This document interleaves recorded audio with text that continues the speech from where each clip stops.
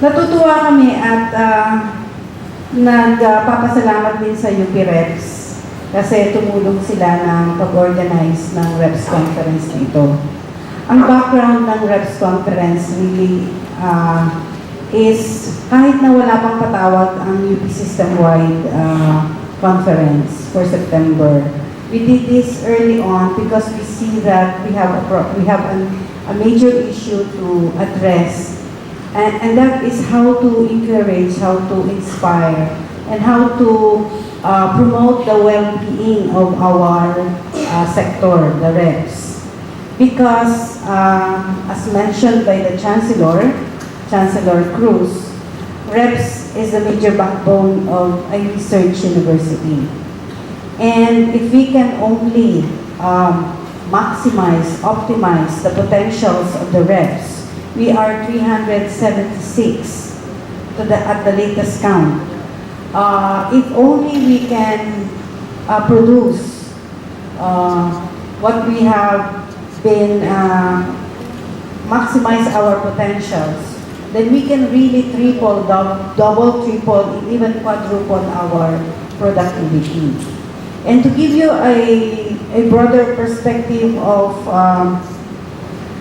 the state of science in the country, a lot of of course we are lagging behind our neighbors already. Vietnam is catching up. And Thailand, of course, is on the top, at least in the region.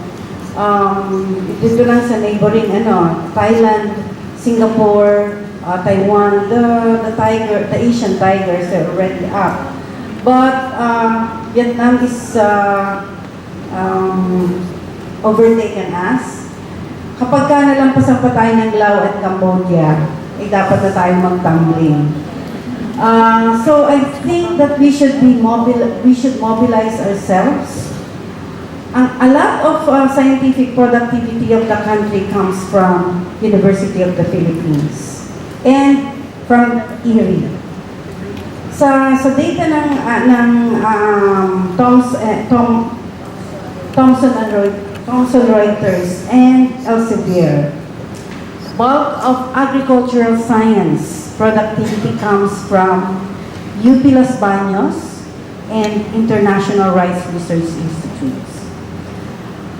Doon humahango ng science ang buong Pilipinas. Kaya parang malaki talaga yung role natin as a national university, particularly in taking care of the agriculture sector, agricultural science sector. Kaya paano natin, sa OVC area ang question is, how do we mobilize, how do we inspire itong ating reps kung ang human well-being naman ng ating reps ay laging, it's like a sword over our heads na inequity is almost always an issue. Kaya sabi namin, sige, start tayo ng discussion. So we started the discussion last year. Tapos, tamang-tama, nagpatawag ang meeting ang UP Diliman, ang UP system, and they are really looking at the welfare of the whole UP system. And part of it is focusing on our sector. Sabi namin, ay tama-tama. Ang UPLB, we reported that UPLB has already started discussing the issue. And nakaset up ang system-wide reps conference. The administration, UP administration is serious in listening to us. So we better prepare. Kaya sabi namin, sige, bago siguro mag system-wide conference, we should have our own UPLB Reps Conference.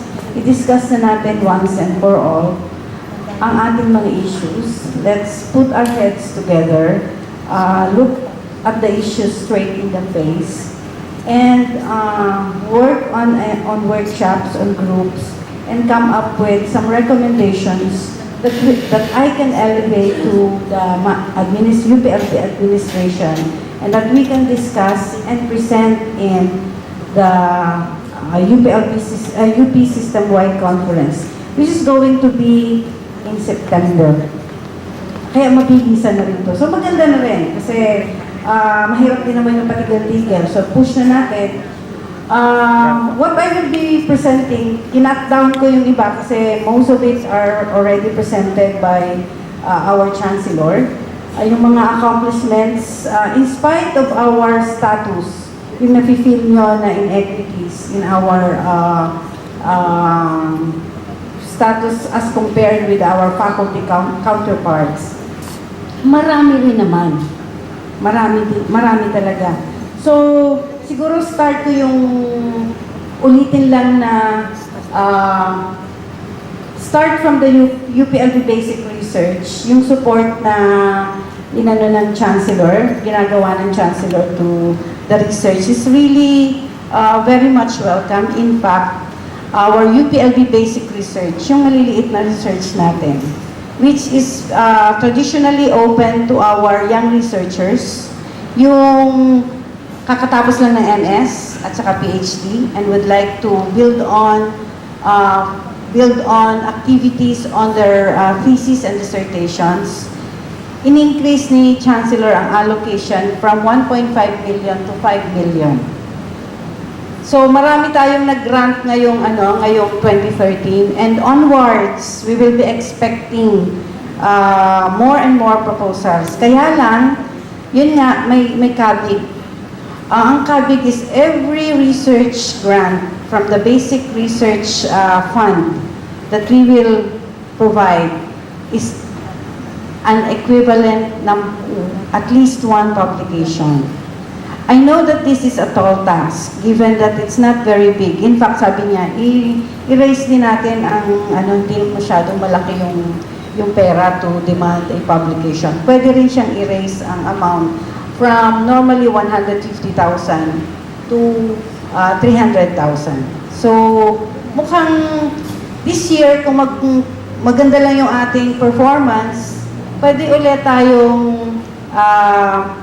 kaming mag-propose to the Chancellor ng additional support to researchers, especially our young researchers.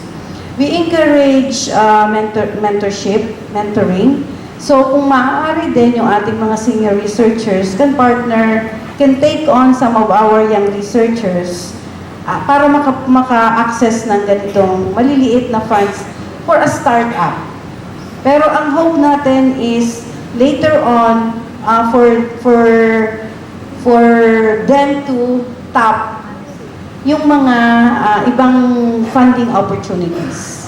Actually, marami naman nag-open. Ang problema lang natin is anong klase ng research ang gusto natin na sa tingin natin ay kapaki-pakinabang. Right now, as the Chancellor has said, we are currently finalizing the RDE framework, which hopefully will guide our researchers on priorities. Kaya pag nag-isip kayo, at least meron kayong background, ay ano bang priorities natin? Which is already aligned with the 5-point major agenda of Pinoy and the PDP. So, kinuha na natin pinag-aralan na natin yung PDP and now it's in the units. Nag-input na yung mga units, so nire-refine na lang yon. Mabagal ulit. Supposedly, we have done it last June. The Chancellor would like to have it published and disseminated to everyone, especially in the reps and the faculty and the academic units. Para meron tayong guide kung ano ang research na priority. Para din naman, hindi sporadic ang ating research. Kumbaga, kung mag-propose tayo, para siyang puzzle na may bubuuin tayong big picture. So the bigger picture is really contributing to the agenda of PDP, meeting the PDP in response to the call of the current administration. Next. Yan yung sinasabi ko sa inyo. Tingnan nyo, may leap tayo na from 1.5 million to 5 million. At saka maraming na-approve na projects.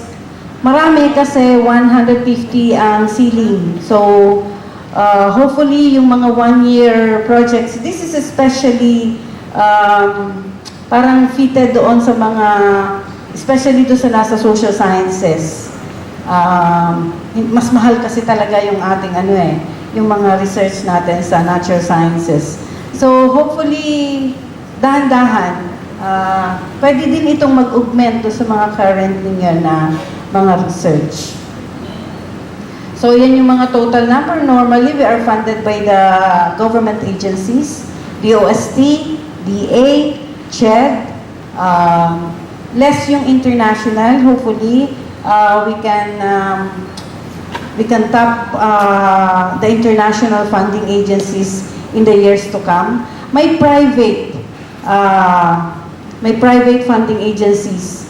Siguro ang sense ko, yung mga private organizations who are funding our research, baka kaya din mababa ito dahil some of those are not reported or registered at OVCRE. So, hindi naman natin binabawalan yung research by private organizations. I-report lang natin dito sa OVCRE. Paano ang pag-report? Simple lang po, hindi naman grabing formalities. Pagka maliliit, okay lang. Pero, of course, ang iniiwasan minsan yung mga MOA, MOU, we're trying to kami din, alam namin gaano kahirap yung mga MOUs, but we're trying to strike a very good working relationship with the legal office so that our MOUs can be, and MOA can be facilitated, kumbaga quicker than normal. Siyempre, alam niyo naman ang ating mga legal. Gusto nila talagang hindi tayo magkakaroon ng sabit. No. Mahirap na yung pagkatapos nating magsilbi sa gobyerno, bigla tayong babalikan ng COA at tayo ay makukulong pa. So, napakahirap naman yun para sa atin. Okay. Of course, yung napakita na ito kanina, reps by appointment status. Sa totoo lang, lagi akong tumitingin sa database ng reps natin. Chine-check ko din yung mga temporary pa, pero hanggang ngayon, may PhD na't lahat, MS, kumbaga qualified na pero temporary. So we are actually contacting all the heads ng units to process their appointments. Yung iba naman, yung ating mga researchers mismo, yun yung hindi nakaka-deliver ng requirements ng yung simple lang na siguro personal profile, mga ganon. It has to be complete. So, yung kumbaga, mula sa atin hanggang dun sa amin, sa OVCRE, sana gagawin namin yung sa amin, gawin din yun sa inyo. Para wala na tayong, ang target namin is no backlogs. Zero backlog. So, ang gusto namin yung lahat ng pwede nang maging qualified na for tenure, be given tenure. So, yan yung ang patent, nabanggit na naman sa atin. Meron tayong pailan-ilan na mga patents. At ito yung our latest accomplishment is a group of DOST, CSC career scientists. We are 13 now. Ayan yung mga beautiful pictures. A beautiful picture of our scientists. Hopefully, they will serve as inspiration to us all. Ang target natin is to double the set of scientists. Kaya ba natin yon? Kung 13 ngayon, 26 next year. Tapos, I think we will have hopefully we will have some presentations this afternoon to give you the details, some details about how to join this rank of scientists. Because once you get this position, it's yours forever until you retire, except the incentive. If you fail to meet the requirements. Hindi kagaya ng UPLB, hindi kagaya sa UP Scientist, yung faculty. Pag hindi ka nakamit ng requirements in 3 years, the title is out. You're out. You have to be readmitted. Here, when you are admitted to the system, you are there forever. So, parang mas maganda. Right now, UP system is looking into naman, para naman daw unfair, ano. So, now, the UP system is creating a committee to look at the UP scientist guideline and parallel it with the DOST CSC. Para nga naman, ano na, yung kumbaga ay harmonize na yung system. Wala nang, uy, mas maganda doon, uy, hindi. Parang pareho lang yung tatanggapin nating Magna Carta. Because in the Magna Carta for scientists, aside from the incentive is really if you are scientist 1, you get to salary grade 26. So kung 18 ka ngayon, 26 yung ano mo, yung pupuntahan mo. So there's a big differential that will be given to you. Of course, with taxes. Hindi tax-free. So, yun yung mga, pagka-scientist 2, 27. Scientist 3, paakyat ng paakyat. Pagka-scientist 5, may scientist 5.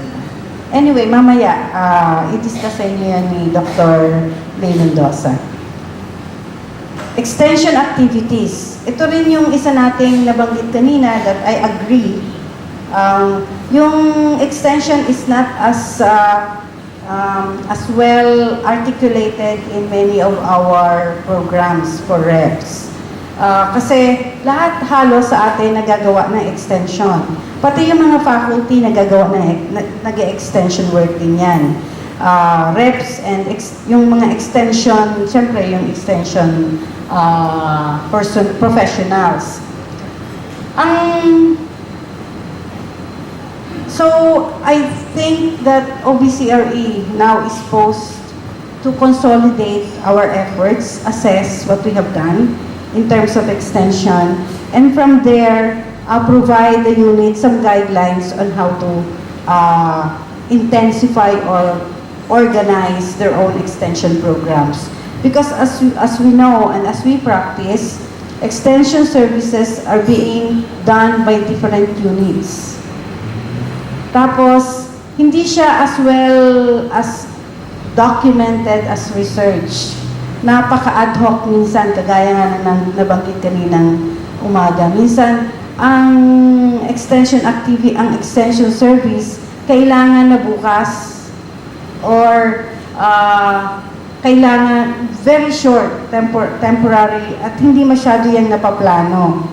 Hindi kagaya ng research na before you proceed, there are proper documents, mga MOA, mga budget, so mas formal. So we will try and provide you some simple guidelines kung paano better natin ma-document yung inyong mga extension services. Kasi I think even at the unit level, naghahanap yun ng mga research, yung documentation report.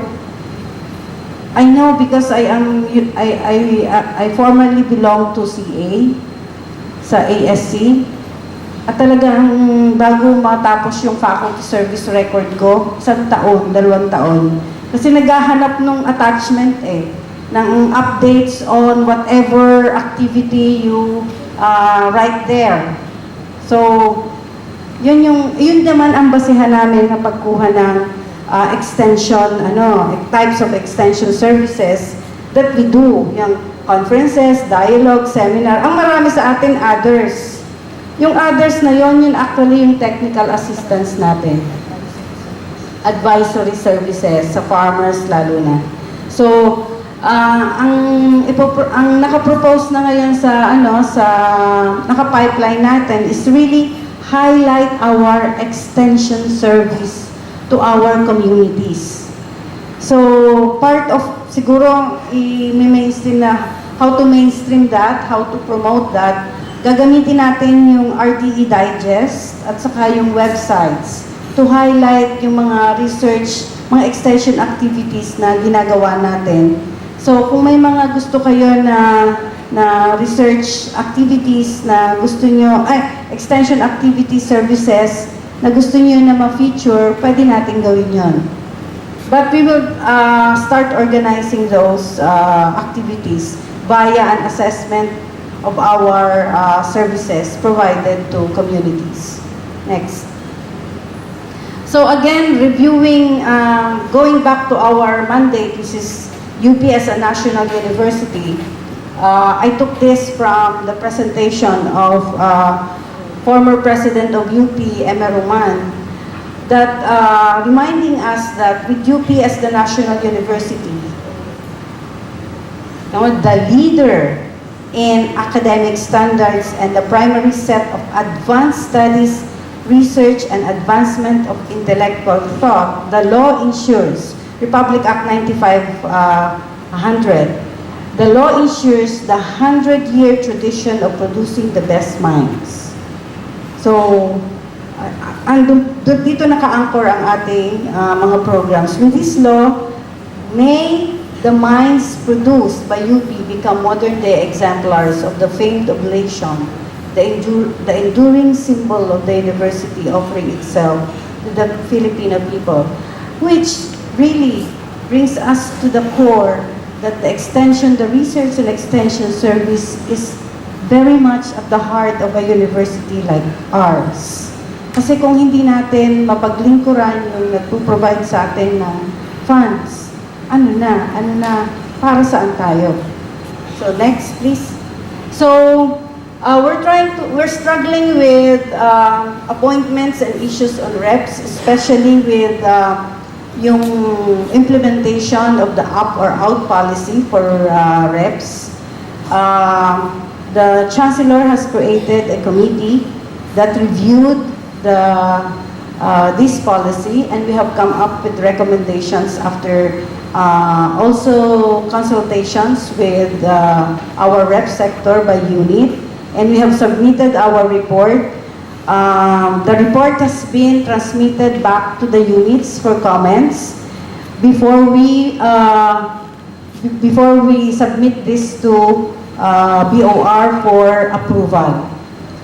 In the meantime, we're also asking the Chancellor to request the BOR for deferment of the implementation of this of the up or out tenure policy for reps until January 1st, 2005. 2015. Wala yung kapalitan na balik. Anyway, until 2015. Magbibigay sa atin ng chance to look at the issues of equivalencies. For example, what is the equivalent of one publication for researchers to extension workers? So, magkakaroon tayo ng, kaya na-raise ito sa, actually, Dr. Ibora, Dr. Chito Potasio, myself, and another one, member natin. Those are the members of the committee. We actually thought that we can complete the recommendations na parang isasama namin pati na yung mga equivalencies. But we thought that the work will drag on if we will still do yung mga proposal for equivalencies. So ang proposal namin is hold on until January 1 to 2015. But we have to work, the administration has to have another committee to craft the equivalencies, yung tracking ng extension professionals, yung tracking ng ating PS, saka yung sa reps. Tenure lang ang pinag-uusapan natin dito, hindi promotion. And really look at the tenure. And this is the first step. Doon sa sinasabi natin na look at what we have now. So siguro yung initial discussion, baka pwede rin tayong pag-isipan na rin natin yon. Isama na rin natin sa workshop. Fides, nasan ka? Ayun. Isama na rin natin sa workshop yun, yung mag-brainstorm na rin kayo on equivalencies for extension workers, for extension professionals. Kasi we're trying to review sino yung mga nasa extension. Yung extension, ang kanilang appointments. So may ilan-ilan. Konti lang kayo, 1, 2, 4, 5, 6, 7, 8. Actually, we're trying to review 8 or 10. Konti lang. Ang PS. Halos ano na. Lahat na research associate. Okay. So, I think we have to make an extra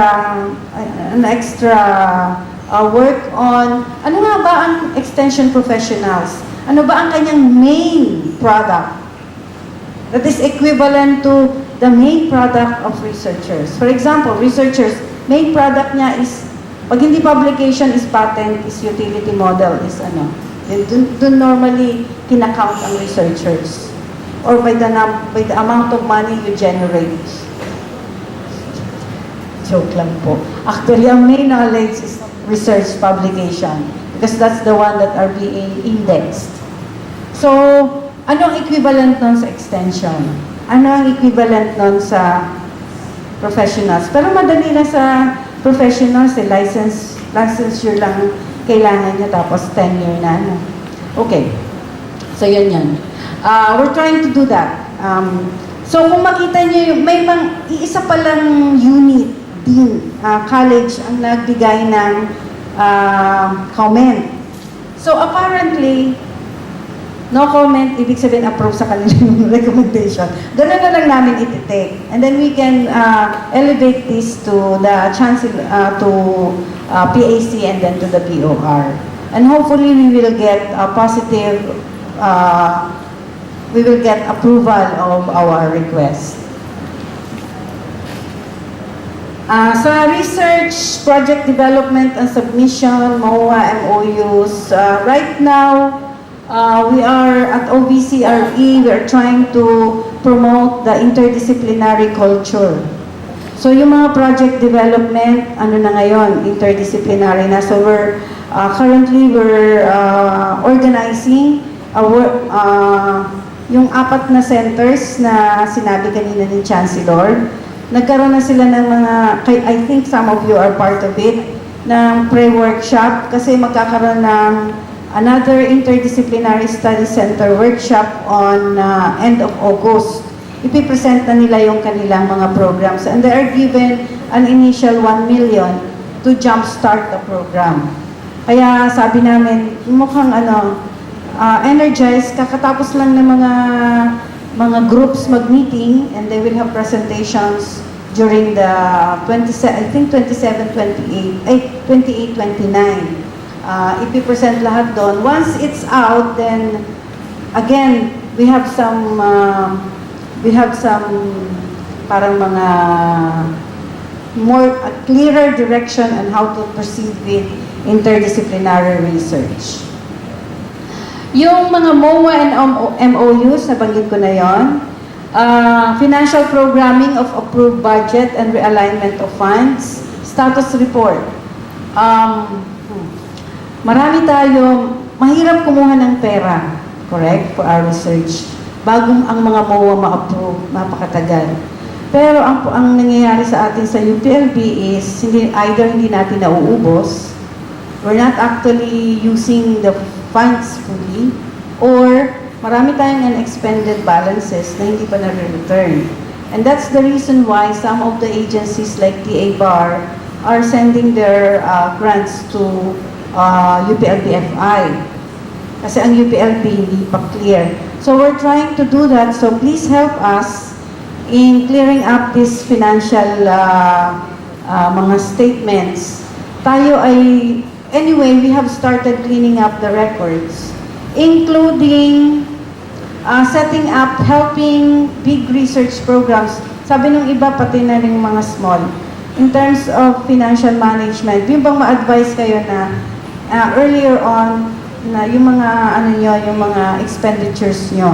So, we are encouraging all project leaders, all research associates, to keep tab on your own budgeting. Use the Excel. Excel is powerful. Yung bang input-output tayo para anytime alam niyo kung mukhang magre-return na ako ng pera ko pag hindi ko pa napabilisan. And please go to OVCRE for help.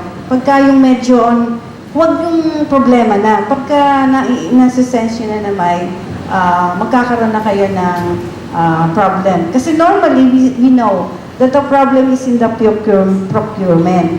Bago natin makuha yung equipment, nakalaps na halos yung half a year or 1 year, nakakuha pa tayo ng equipment. So, patay tayo.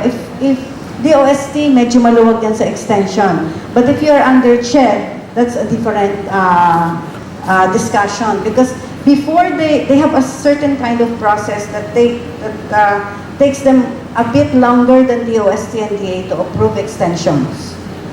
Meron kasi silang mga governing councils, boards. So, bago ma-approve ang inyong extension, tapos na ang project. Kaya medyo nagkakaroon ng sobrang delay. We are also revising outstanding researchers and extension professional guidelines to be more inclusive. So, meron na tayo ngayon, i-announce ko lang, meron na tayong junior and senior researchers, junior and senior extension personnel. Ang ating cash award is 50,000. We're trying to negotiate a similar incentive with faculty, which is one step promotion daw. So, pero in advance, ang makukuha natin, given yung available, yung current guidelines, is pagka ikaw ay nasa, sagad na, is the Sagad Award. So even without the promotion, we can get the Sagad Award if you are on the ceiling of your item. Medyo artistic muna, medyo flexible lang muna ang reps while we are waiting for a better environment, or yung mga items natin are medyo relaxed. So in terms of monitoring of progress and evaluation, yan yung normal nating procedure. We are requesting everyone to, especially those project leaders, to submit ay good naman, hindi siguro kailangan na masyadong technical, pero yung kanyang abstract, please ensure that it contains the meat of your research, kasi yun ang ine-index na namin ngayon. Kinukuha namin lahat ng abstract, inilalagay namin sa database. And that is in preparation for the EUP. So, hindi lang title ng research projects ang lalabas, pati yung abstract. Pero of course, evaluate nyo na lang in terms of yung mga patents, kasi these research are not yet published. Siguro yung iba hindi pa published or hindi pa naka-apply ang patent or ang license. So, just be careful. Nasa inyo na yan. Alam niyo naman yung i-disclose nyo at saka hindi. Next, research dissemination. We would like to aggressive ang ating pagyayabang of our research outputs. So, we are into journals, books, and popular articles, and also our consolidation of our extension activities. MIS for RDE. MIS is Management Information System for Research Development and Extension. UPLB OBCR is working to make it ready for an EUP, and that means yung mga titles ng mga projects, abstract, major outputs, and knowledge and technology products, titles of articles published in ISI. So please update us every time. Indexing of the knowledge products of UPLB. Extension services are also being separately indexed, and Extension and Public Service Unit at OBCR is being organized. So hopefully we can have a consolidated program for extension very soon. Meron tayong CTT is in charge of this. CTT is Center for Technology Transfer and Entrepreneurship. It's leading in the technology transfer, and it's merong caravan tayo ng seminars. So parang for researchers, ito yung Reps 101. Dapat alam niyo to. Available ito sa web, yung text, pero meron tayong regularly na ini-invite na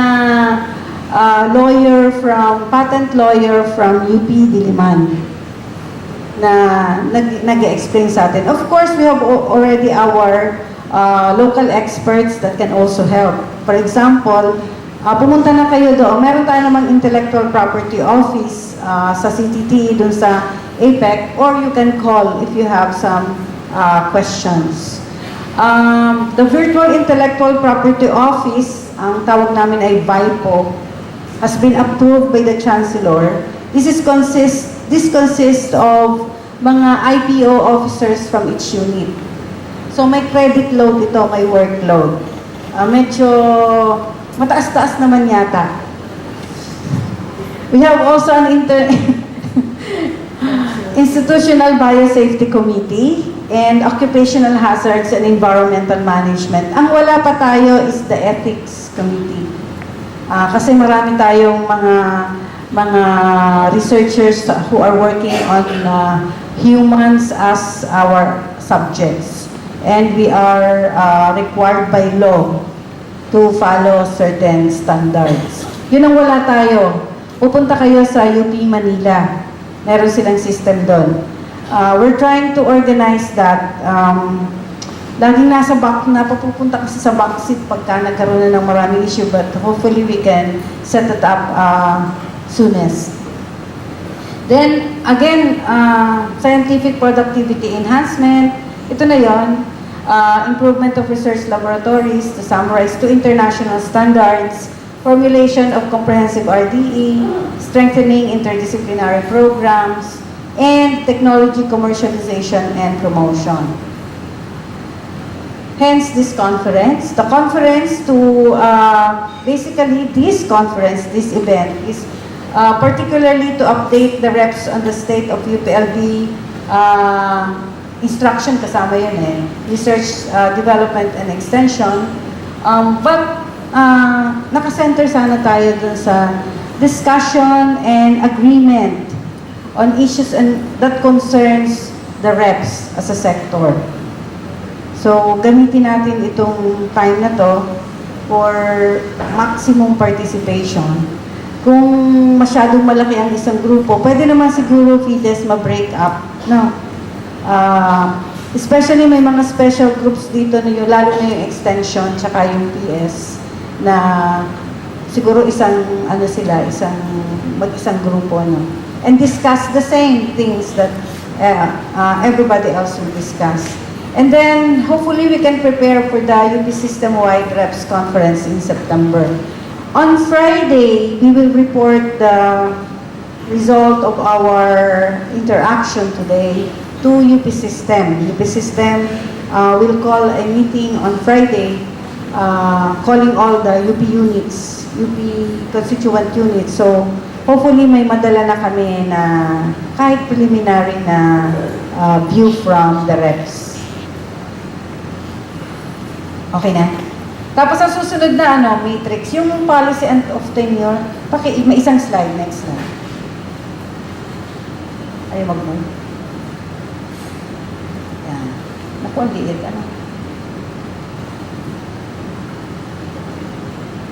Di ba, papakita naman din ito sa inyo. Ito yung basis ng HRDO for hiring. Kung makakita nga nyo, ang start natin ay grade 12. Tapos dun sa grade 12, ang kanilang entry classification is actually AB and MS ba yun? BS. AB or BS. Entry level yon. Tapos yung 14, doon na may mga additional. May units. Tapos yung 16, pat ako hindi ko makita. Maliit masyado. Pero hindi kasi namin ma-breakdown na hindi masisira yung organization. Anyway, yung grade 14, na ando na yung may AB, tapos BS, plus 18 units of master's degree.